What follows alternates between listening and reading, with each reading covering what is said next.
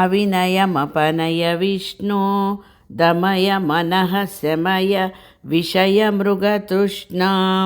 भूतदयां विस्तारय तारय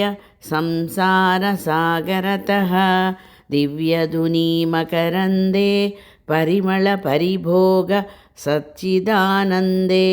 श्रीपतिपदारविन्दे भवभयखेदच्चिदे वन्दे सत्यपि वेदापगमे नाथ तवाहं नमामकीनस्त्वं सामुद्रो हि तरङ्गः क्वचन समुद्रो न तारङ्गः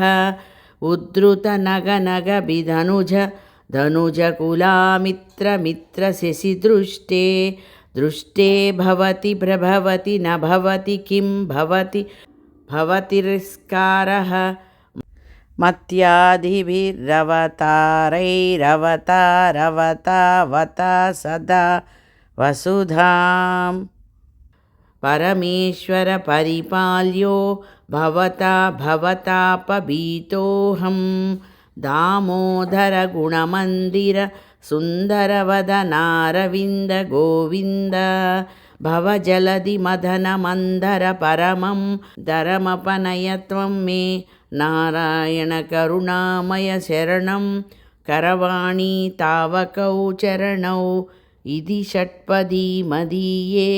वदन सरोजे सदा वसतु इति श्रीमत्शङ्कराचार्यविरचितं श्रीविष्णुषट्पदीस्तोत्रं सम्पूर्णम्।